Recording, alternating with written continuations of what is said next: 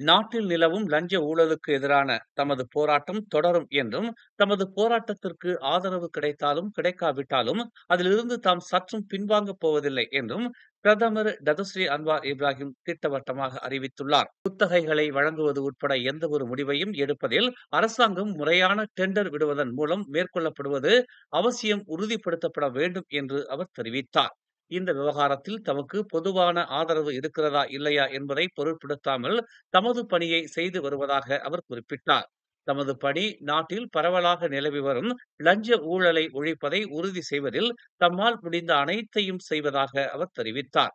அரசாங்கம் ஏற்கனவே முக்கிய சீர்திருத்தங்களை மேற்கொண்டுள்ளது என்று தெரிவித்த அவர், அவற்றில் நிதியியல் நிதிச் சட்டம் நிறைவேற்றப்பட்டது மற்றும் பல சட்டங்களை அறிமுகப்படுத்தியதும் அடங்கும் என்று கூறினார். அரசியலில் குறிப்பாக தேர்தலில் அடைந்துள்ள தோல்வியை சகித்துக் கொள்ள முடியாமல் மலாய்க்காரர் ஒற்றுமை திட்டத்தை ஒரு அரசியல் தந்திரமாக பயன்படுத்த வேண்டாம் என்றும், மலாய்க்கார கட்சிகளை ஒன்றிணைப்பதற்காக ஒரு செயலகத்தை உருவாக்க விரும்பும் எந்த ஒரு கட்சியையும் எதிர்த்து போராட அம்னோ எண்ணம் கொண்டிருக்கவில்லை என்றும் அதன் தலைவரும் துணை பிரதமருமான Datuk Seri doctor Ahmad Zahid Hamidi தெரிவித்துள்ளார். தனது போராட்டத்திற்கான நோக்கம் தெளிவாக இருக்க வேண்டும் என்பதுடன் வெறும் அரசியல் நோக்கங்களுக்காக மட்டும் இருக்கக்கூடாது என்று அஹமத் ஜாகித் ஹமீடி தெரிவித்துள்ளார்.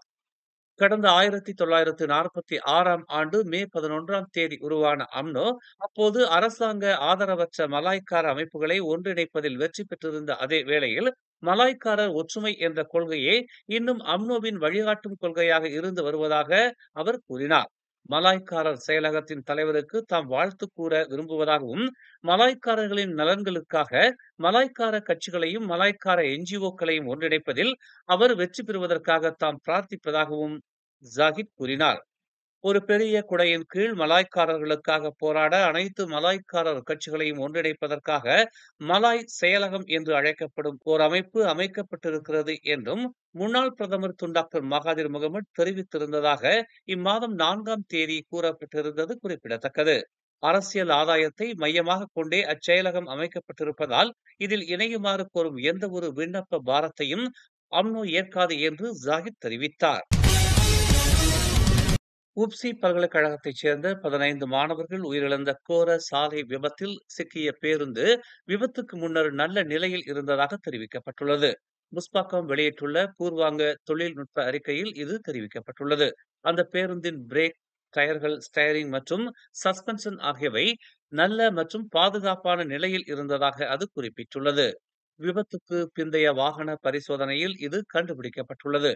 கண்காணிப்பு மற்றும் தொழில்நுட்ப விசாரணையின் அடிப்படையில் விபத்து ஏற்படும் அளவுக்கு எந்திர கோளாறுகள் ஏதும் நிகழ்ந்திருப்பதற்கான ஆதாரங்கள் எதுவும் காணப்படவில்லை என்று தெரிவிக்கப்பட்டுள்ளது.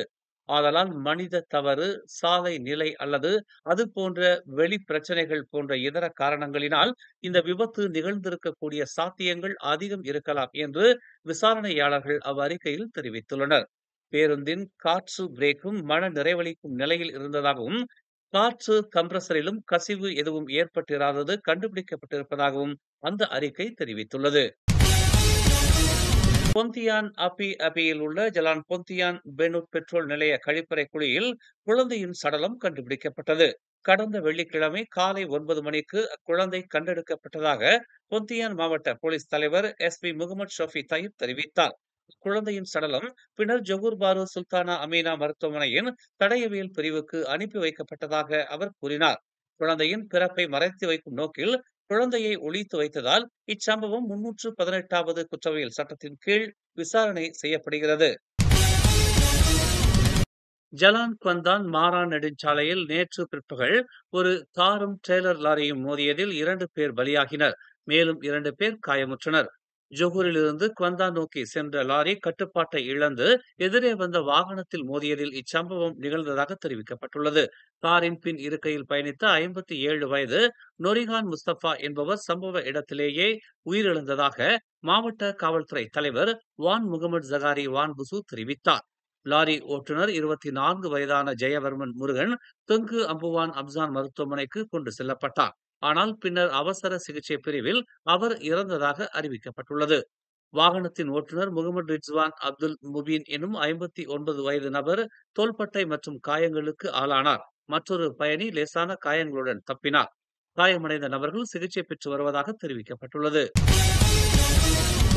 கடந்த ஏப்ரல் மாதத்தில் KLIA போஸ்ட் மலேசியா அஞ்சல் மற்றும் கொரியர் மையத்திலிருந்து 4 போதைப்பொருள் கடத்தல் முயற்சிகளை சுங்கத்துறை முறியடித்து 26,10,000 வெள்ளி மதிப்புள்ள 22,348 கிராம் போதைப் பொருட்களை பறிமுதல் செய்துள்ளதாக ஸ்லாங்கூர் சுங்கத்துறை இயக்குநர் துன் நோர்லேலா அசூமி ராம்லி தெரிவித்துள்ளார்.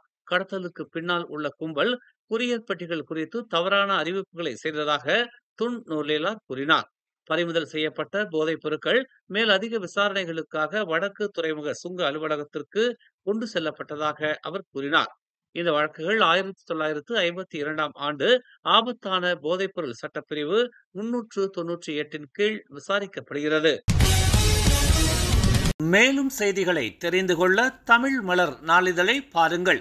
உடனுக்குடன் செய்திகளை தெரிந்து கொள்ள தமிழ் மலர் இணையதளம், தமிழ் மலர் செயலி மற்றும் மலர் டிவி யூடியூப் சேனலை வலம் வாருங்கள். எங்களோடு இணைந்திருக்க மலர் டிவியை பதிவு செய்து கொள்ளுங்கள். உறவுகள் மகிழ்ந்திட விருப்பம் மற்றும் பகிர்வு சேவையை சொடுக்கிடுங்கள்.